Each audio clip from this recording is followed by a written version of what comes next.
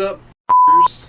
It is me, Veritas. Today I'm drinking a very delicious cup of coffee with a little bit of cream, a little bit of sugar. Today we're going to be talking about childhoods, ckhead gods, and mental toughness.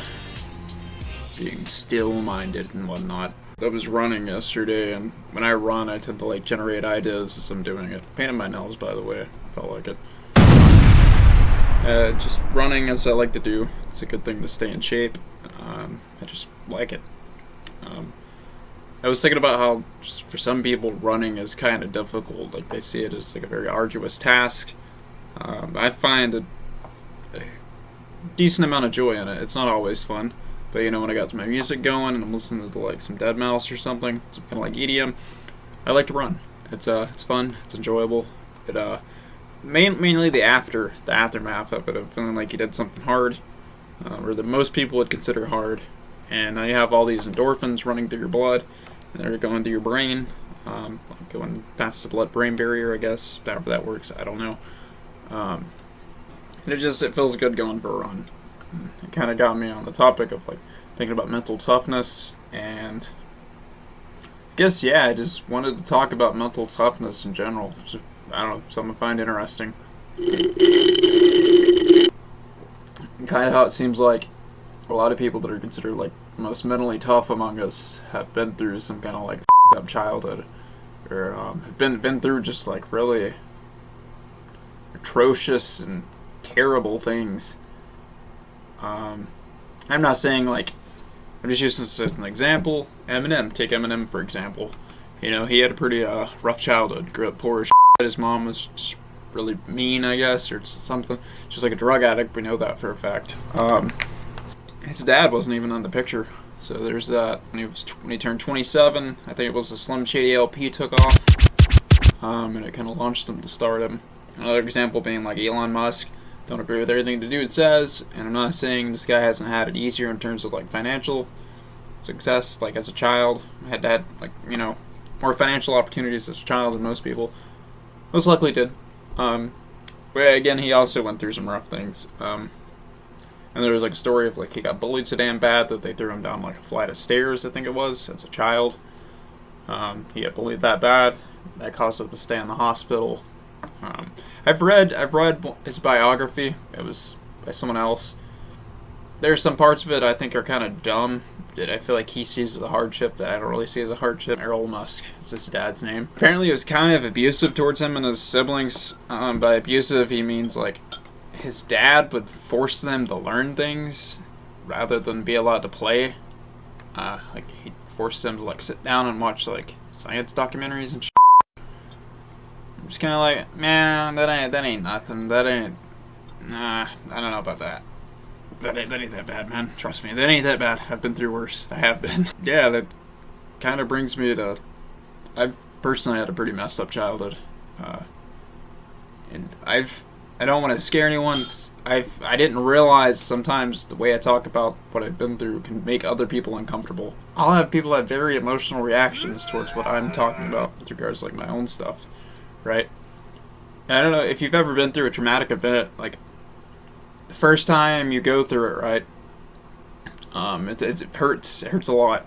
And over time, you kind of, if you're repeatedly exposed to traumatic situations, you'll kind of mentally harden, so to speak, to survive. That's essentially what you do.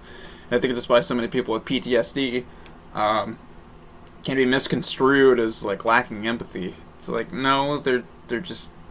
It's almost a form of disassociation and mental hardening to literally survive. The alternative was probably the way I look at it. But yeah, I guess it's kind of going to be triggering, so if you don't want to hear me basically give my spiel on a rough upbringing, this isn't a sob story, it's just me being real. And I do feel like there's an upside. And that goes into the topic, I guess, of what even is mental toughness? I'll explain, I guess, what I think it is, and then I'll explain my upbringing.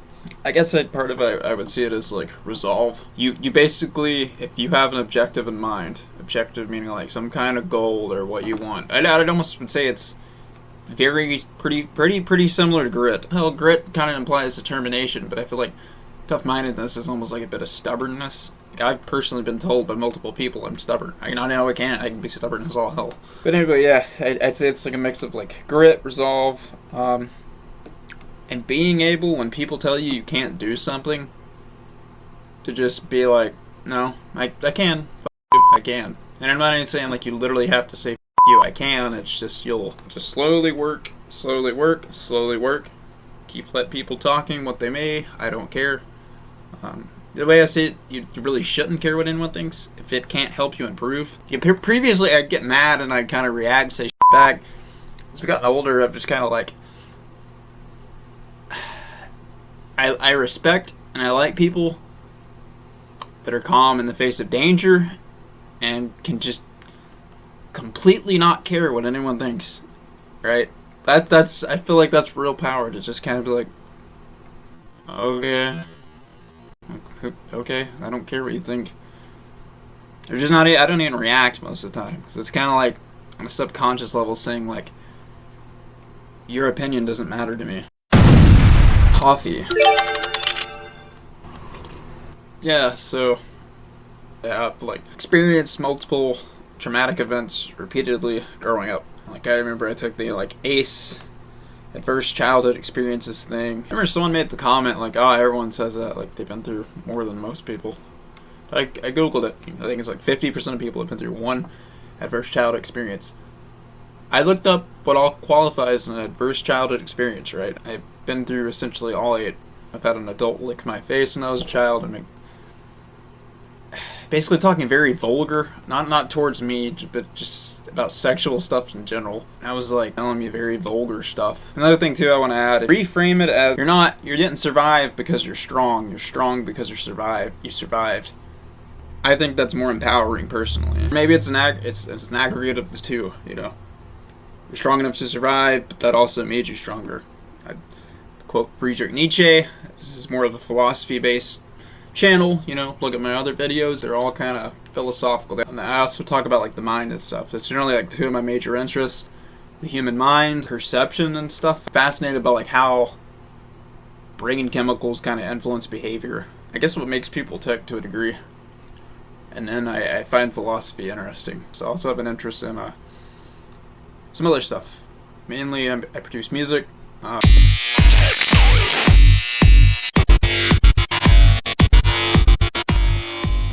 a novelist. It's the second draft of my novel. It's the first one I've wrote, but I have successfully wrote 250 pages of the novel, and it will be illustrated.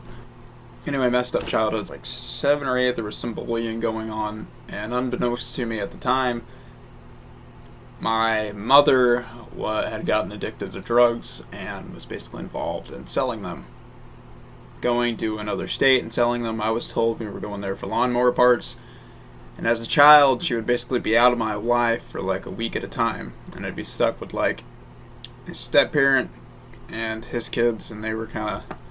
One of them kind of picked on me until I like put him in a chokehold. That's not like the worst of it. That's just, I don't know, that's not too bad. I can already hear the comments. Like, think what you want. I don't care. Then my dad was incarcerated because I would occasionally go to my father's house at the time because my parents got divorced when I was 4. And I didn't know he was dealing drugs at the time to make money, which looking back, that had to be the only way. He didn't have a job. I go to his... I remember I found a giant bag, and he told me it was baby powder. To this day, I don't know if that was cocaine or not. I don't know what all kinds of drugs he sold, but he was basically a drug dealer for a while.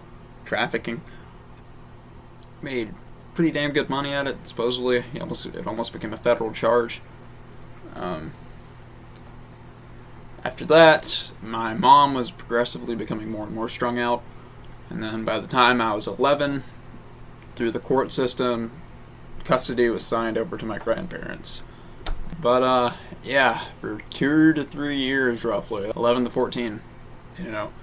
I remember at school I was bullied and I was going through puberty, and I didn't really have anyone to talk about puberty with. And then like my grandfather just would drink a lot and try to fight almost anyone. Everyone beat on my grandmother in front of me. And there's like parts of my childhood, truth be told, I don't even remember. And I don't know if my brain like blanked out parts of it, which is like a trauma response for some people. But I still have really good memories, so I don't know. Like, I'll have other people talk about my child. Like, I had a cousin come over and he told me something about my childhood. And I completely forgot the thing happened. I was like, oh yeah, that did happen, I think. But there's like, I don't know if it's like that with everyone's. And that's another thing too. It's like, it becomes so damn hard for you to relate to people. It's like, I tend not to like people that complain about stupid,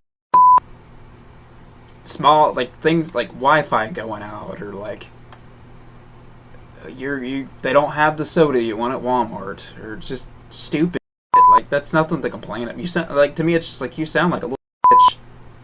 Shut up. That's just not. It makes me. And I guess that's where there's a correlation between like low agreeableness, in my case anyway, with like low agreeableness and rough childhoods, right? I feel like it's harder to relate to people if you've been through a lot, because it's like most people haven't. And on average, most people in the U.S. tend to have a very non-cynical view of people, but when you've been through a lot at a young age, it tends to make you have more of a cynical bend, right? And then you can't relate to people quite as much. Like, I can't even like relate to like most white people. I feel like on average they tend to be more like middle class and upper middle class. It's like I grew up poor as shit. I remember like me and my little brother had to split a can of beans when I was younger because that was the only thing to eat in the whole house. Was a can of beans. And like later on, shortly after that, this is like my dad got custody, shortly out of prison. He couldn't find a job because he was like a convicted felon. I decided I was done with like living with my grandfather. I wanted to leave. I was a He's only slowly stopped being a now that like alcoholism's catching up with him. Fun fact, you drink alcohol hard as you can for 30 years, it's gonna kill you. It will kill you. It's like almost completely destroyed his liver at this point. That's like there's just so much weird emotional baggage with that, because it's like, yeah, my mom is like shooting, but it's like, but this isn't much better, this still sucks dick. It's like, thanks. Like, I don't thank you, but also you at the same time, being such a, you know, for no reason. Like, there was no reason to be so damn cruel to an 11-year-old, right? And at times it's made me to where I can be just downright cruel at times, because it's like no one cared about me as a kid. Like, but at the same time, that doesn't justify being a towards someone else, right? Apparently he had a rough childhood. It's like, I don't know, man. I don't think that's a strong it doesn't take much strength to be mean to a child. It's pretty weak. Pretty weak in general to be mean to anyone smaller than you. Lack of character. And like, I remember my mom, I found her shooting when I was like 14. And like, I had to pull on my stepdad one time. This was like when I was in high school. So I lived with my mom for a bit. She was like, he was beating the shit out of her, I think. I was downstairs, I heard them arguing. I was like, alright, that's fine, couples arguing, you know, that's normal. And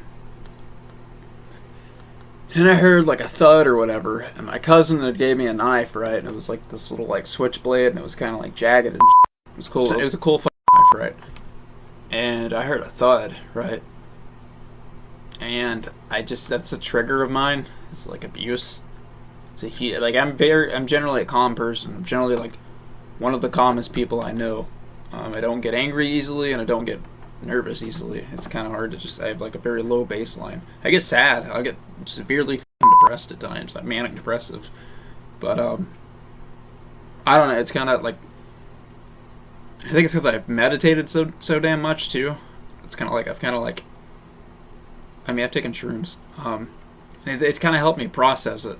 And like, to the person watching this who has also gone through traumatic stuff, you are a very fucking strong person. You may not see that yet, but you are. And I hope you can eventually see that in yourself. Because you are, same as me, very fucking strong, very tough-minded. And if you can dig deep enough and find out how to turn that pain into mental toughness, I promise you, you'll reap a ton of benefits. Right? The way I like to look at it is like, if I could mentally, like, I have already mentally bared the worst life can bring. It's like, if most people fall apart over tiny, small stuff, like a mortgage or like student loans or like credit card debt, or like they got in a car wreck, the car got totaled. And like at most, it just makes me a little sad where other people have like completely fallen. Like I got hit by that guy and I just kind of got out of my car and went, what the f? And then he drove off and then I got mad. Started yelling because I'm trying to draw attention towards what's going on.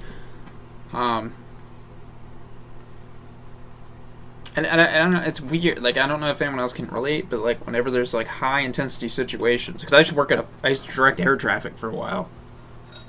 I did it with a team. I wasn't like the only guy, but I was directing air traffic at like 3 in the morning in the darkness. Granted, this is like light up like a fucking giant ass Christmas tree on an airport, but another thing too is like kind of like, how can I put this? I tend to get leadership roles, right? The way I see it, okay, if you're gonna be a leader, you need to be calmer than your subordinates, right? Because if you're the leader, right, and your subordinates look to you in a rough situation, and you're obviously losing your f***ing mind, right? They're gonna freak out because you're the leader, right? They're looking to you for guidance, and you're just kind of like, Jesus. But if you're just kind of like stoic and calm, you know, like shit the fan, you're just kind of like, been through worse. It's gonna calm them down. And they're gonna go, damn, this guy knows his shit. He's still calm.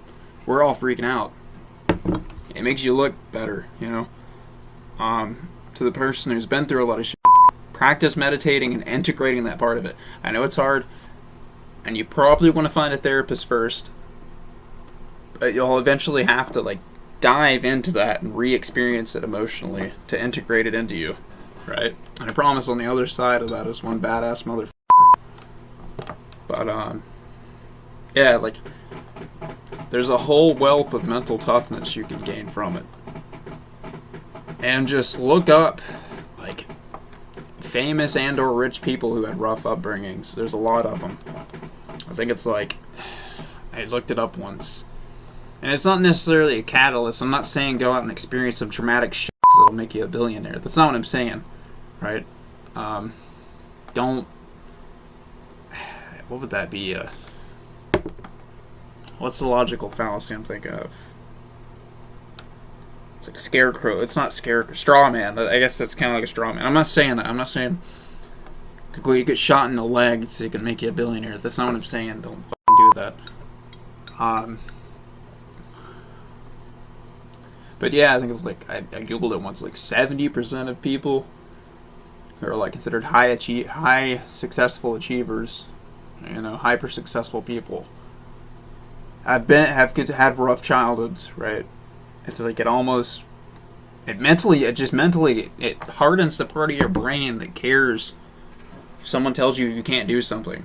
Right? It's like, that's, your opinion is such a tiny thing compared to what I've been through, right? And I'm also just like, rejection doesn't really bother me as much. I feel like social rejection doesn't bother me as much as it does. I'm not invincible to it, but I feel like I handle it better than 90% of people. Like, it just, one of my videos I talk about like going into like 25 different businesses.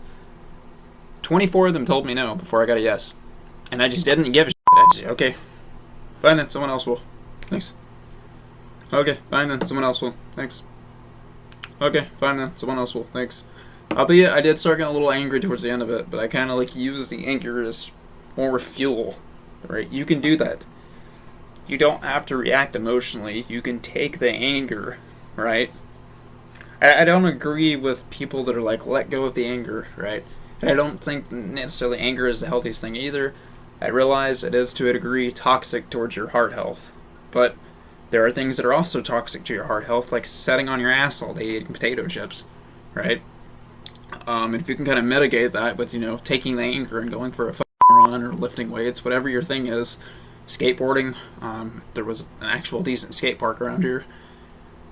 I'm getting winded, Jesus. So you can tell I'm a bit more passionate about this talk, because it hits me at a personal level as someone who's been through hell and back, you know. imbibes me, I guess, with a sense of passion and empathy towards other people that have been through rough, whatever that may be, you know. Been there, sucks. It just sucks. Sometimes it just sucks, right? But if you can survive that, you can survive just about anything life can throw at you. That's enough about my own adverse childhood experiences. I've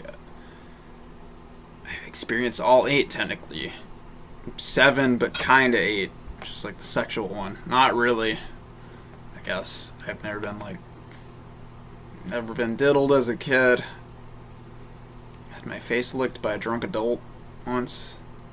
He's like forcibly doing the kind of like that. Got smacked in the face by a cell phone. Been chased around by a grown adult with a stick trying to beat shit out of me, but I was able to outrun him. He's been kind of fast.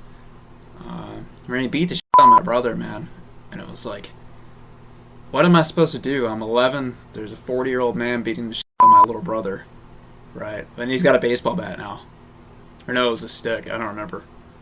And then just always having to be like the tough one because I'm the older sibling, right? I got to be the one that's responsible and tough. And just, yeah, man. I've and like the bipolar, it can kind of feed on that, right? When a manic, it's like, dude, I've been through so much and it hasn't stopped me. Fuck yeah. And there's a correlation between like traumatic events and traumatic childhood events and bipolar disorder. Scientists still aren't quite sure what causes it, but you know, there's some correlation between it, right? And it's also, I guess, like genetics too. I'm pretty sure my father has undiagnosed bipolar disorder. Probably some other.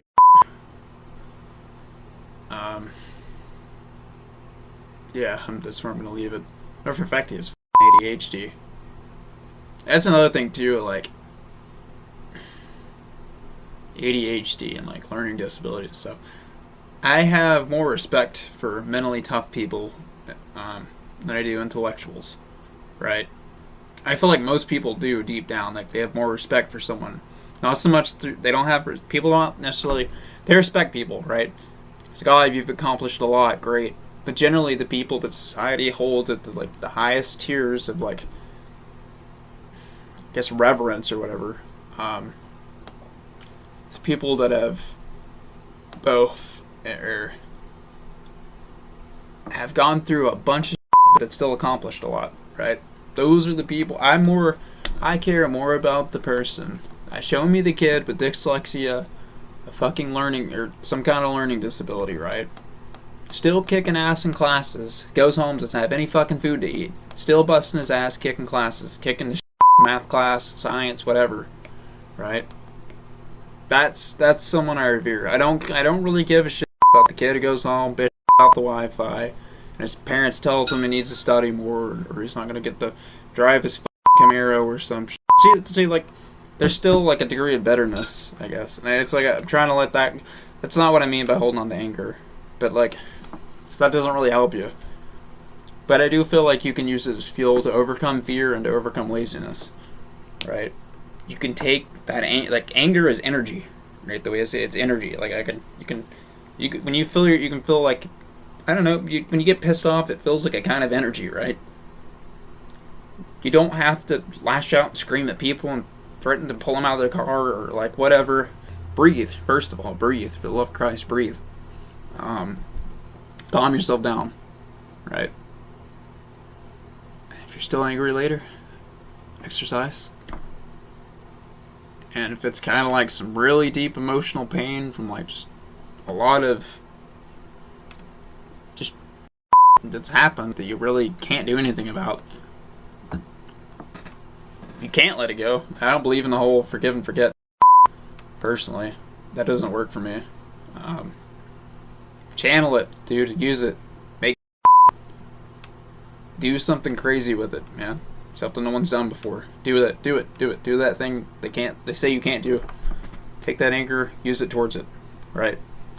You'll get there eventually. You just keep believing in yourself. Keep trying. And then this is for people who like haven't been through any kind of like really messed up stuff. you can develop mental toughness, right?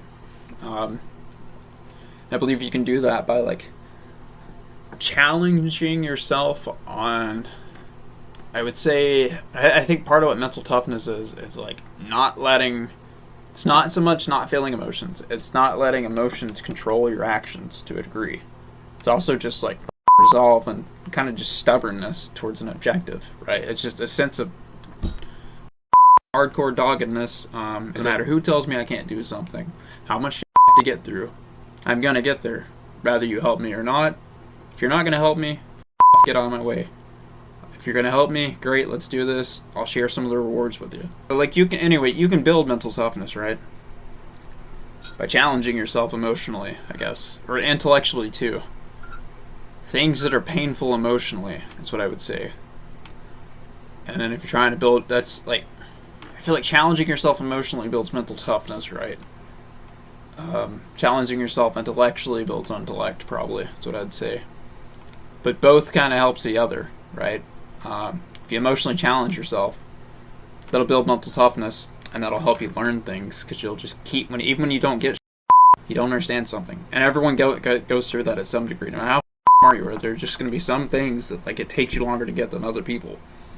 That's just life. No one's perfect at everything, right? But anyway, it'll help you like with the resolve to not give up as soon as you don't understand a few questions in a row, to just keep going. And if you like intellectually challenge yourself, that can help you to physically challenge yourself. Just running, because that's generally like, to a degree, that's more mental. To a point that after a certain point, it's more mental to just keep going when everything in your brain is screaming at you. This hurts. Why are we doing this? This hurts. Why are you doing this? This hurts. You've been running for an hour now. This hurts. We've gone past 6 miles. This hurts. But you just kind of keep showing that fucking resolve. If I said I was going to run for an hour, I'm going to run for an hour. Right? And it kind of lets you, I guess, shut up the voice. And I don't mean like being derogatory towards females. That's not what I mean. Don't misconstrue me as that. You know I don't mean that. Right? My dad was in prison, right? I grew up around that kind of lingo. I don't mean bitches in like bitch voice. That's what I'm gonna say. That voice. It's like, I can't do it. I can't do it. Just whiny nonsense. You could learn how to overpower that. How to just make yourself so damn tough up here that like, I don't know. Another thing too is like when I'm running, I kind of like picture myself like, bam, and pass obstacles. Like, there's an obstacle. Bam. Keep on running towards what I want to get, you know. Kind of like do that. Try that. Imagine yourself running towards your objective and like things coming towards you. They're just blowing past you because you just keep on going. Alright. Cold showers, that's another one. They suck death. But you know, it'll prove to yourself, I can handle tough things, because it literally stimulates your fight or flight, right? When you take a cold shower, it makes your like cortisol and adrenaline shoot through the roof. It also shoots your dopamine and feel good endorphins up through the roof too. That's like, I think it was Andrew Huberman talked about this, and there's some controversy with him. I don't care to think what you want. I'm just giving my 2 cents. I'm a guy on the internet. You're a person watching me on the internet. Maybe you don't have anything better to do, so you might as well just stick around. You know, you might learn something. Or you might not. I don't know. Anyway, you take a cold shower, right? And then you shower for 5 or 10 minutes. And you're fine. That sucks, but I'm fine. You get out and you're fine. And you also will feel amazing. Right? I think he said, this is what I was talking about Andrew Huberman.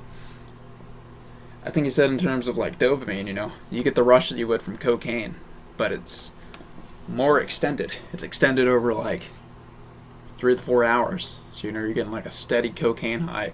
It basically is what you're saying in terms of dopamine, but it's more sustained. It's not like a bump of it. I don't know. I've never done coke, but you know,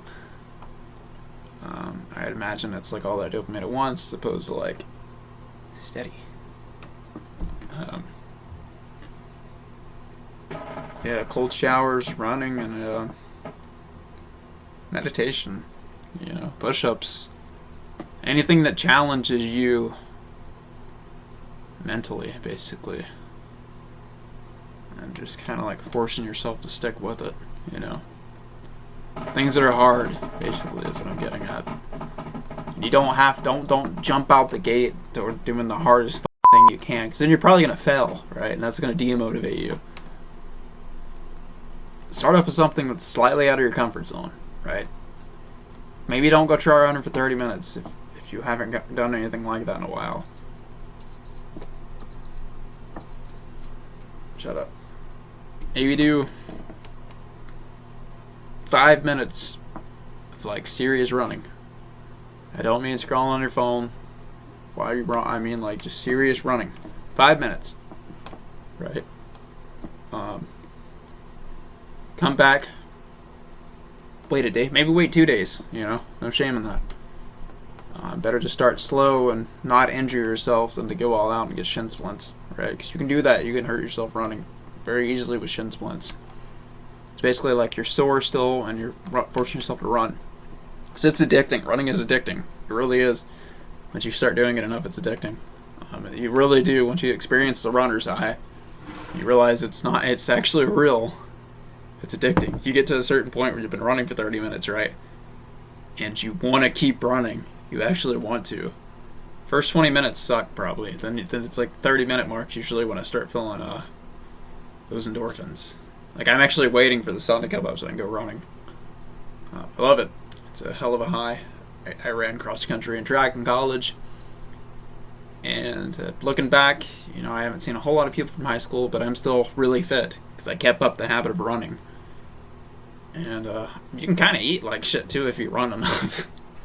I'm not saying you should eat like shit, but like you're burning so many damn calories, right? I remember being encouraged, honestly encouraged to eat carbs. They're like, you need a high carb diet if you're going to be a runner because you burn off so many carbs, right? And that's like when you're burning those, I think it's like you get sugar from it when you're running. So you need a high carb diet if you're going to get serious about running. Now, if you're already kind of chubby, don't cut back on the carbs. When you get kind of lean, then start increasing the carbs, because otherwise you're going to be skin and bone. But my goal is, 1,000 subs by Halloween. But if you want to help me doing that, you like what you see here, you were entertained, or most important of all, you learned something, leave a like to show your appreciation. I appreciate the hell out of it. Please subscribe. That helps me a lot. Most importantly, comment. I like seeing what you guys have to say. I like the feedback. I like good and bad feedback. Seek criticism. Fastest way to improve. Sucks. Does it feel good? But it'll help you improve fast. Please leave me any constructive criticism you can give me. If you comment something stupid like, oh, this guy's a that doesn't help me. Okay, like what am I gonna? Why would I even get mad? I don't know who you are. And I guarantee you wouldn't say it to my face either. So there's that. But you wouldn't say it one-on-one. Anyway, that's neither here nor there. I'm about to go on and talk about the time I almost got jumped. It's another story, maybe for another day. If you guys are interested in hearing that, I don't know. Yeah, like, share, subscribe, comment, retweet, whatever. Follow me, Instagram, whatnot. I don't know, do what you want. But this is Veritas. Thanks so much for watching. Thanks so much for watching. Hasta lasagna. Don't get any on ya. See you guys around. Love you. Fist bump. I don't know. Yeah, my nails. And have a good one. See ya. But I was rewatching this and I was watching the intro. I completely forgot to talk about the gods bit. Okay. Or dickhead gods. The thumbnail had Sisyphus pushing a boulder up a hill, right? And it said Zeus, right? The head god being Zeus. I can't remember what exactly Sisyphus did. It's been a minute. Google it. Why did Zeus force Sisyphus to push a boulder up a hill? I don't remember the exact reason. But Albert Camus, who's like the absurdist philosopher, constantly references it, and like how modern life is almost like we are Sisyphus pushing a boulder up a hill, right? Life can almost seem pointless sometimes. I'd argue the solution is find out what that boulder is that you are willing to push up a hill every day. Whether it's art, making music, starting a cheese and cracker business, making Slim Jims. I don't know. Whatever your thing is, find it, find it, find it. Chase that. That can be your boulder. Then it won't feel like you're pushing a boulder up a hill, right? It'll feel good. But anyway, the dickhead god is Zeus, right? And I put, imagine, the original quote is, what is it? I remember the second part, which is, we must imagine Sisyphus happy, but like, the thought of it is almost enough to bring a man to tears or something like that, period. And then it's, we must imagine Sisyphus happy, period. I'd say, if it's not happiness driving you for a bit, it's okay to imagine Sisyphus pissed off and just pushing the boulder up a hill as a f*** you to Zeus. Yeah, I think that sometimes mental toughness means being angry. It's not doing something out of pleasure, it's doing it out of pure spite. Be a little petty. Anyway, that's all I had to say. Have a good day. I'm not saying go act like a jackass when I see it talking about, using anger as fuel. I'm just saying put it towards your work ethic. That's what I do. Use it to push the boulder up the hill, Imagine Sisyphus pissed off and he's just like giving a middle finger to Zeus the whole time. Like, yeah, f*** you. I think he like his daughter or something, or I don't know what he did. He banged someone. And Zeus. Here, I'm just gonna Google it real quick. Give me 1 sec, you'll see. Alright, because now I don't know and it's driving me stupid. According to Wikipedia, he was a devious tyrant who killed visitors to show power. This violation of the sacred hospitality tradition greatly angered Zeus. They punished him for trickery of others, including something else, twice. Okay. Regardless, I think we can still cut that part aside. The why he was being punished, I think we can still, apply the boulder to modern life at times. Kind of the absurdity of reality. And, you got to keep pushing the boulder up the hill, right? Pleasure preferably, but sometimes, you're just doing things purely out of spite. And sometimes, it's a hell of a lot easier to lift weights when you're angry as opposed to, I feel great. It's like, this is the greatest pre-workout of all time. It's like the ex breaking up with them, or like their ex cheated on them, and then they're like, oh, that right? That's why Sisyphus was punished. Apparently he was a dick. Zeus is too. I'm pretty sure he's done more than Sisyphus. So, lesser of evils. Zeus is the better person. Or no, Sisyphus, is the better person compared to Zeus. Maybe you need to, sometimes it's okay to picture Sisyphus angry as well as happy. Why not both, Zeus, if you just quit getting mad at me, I'd quit pushing, but you keep telling me I can't, and that's just makes me want to prove you wrong even more. I tend to feed off the negative comments almost in a weird way. And just like in general life, I kind of use it as like motivation. It's like rocket fuel to me, man. Don't tell me I can't do something. If you want me to stop doing something, don't tell me I can't. Tell me why it's a bad idea.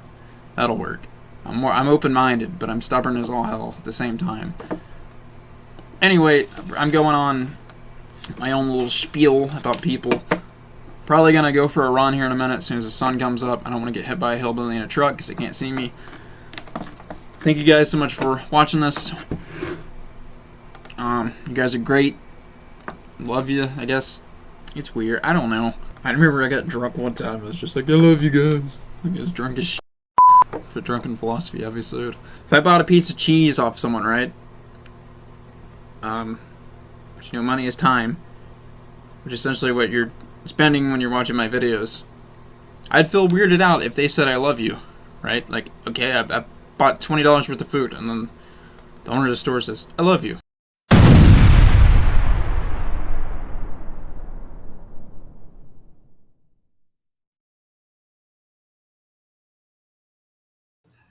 Real shit.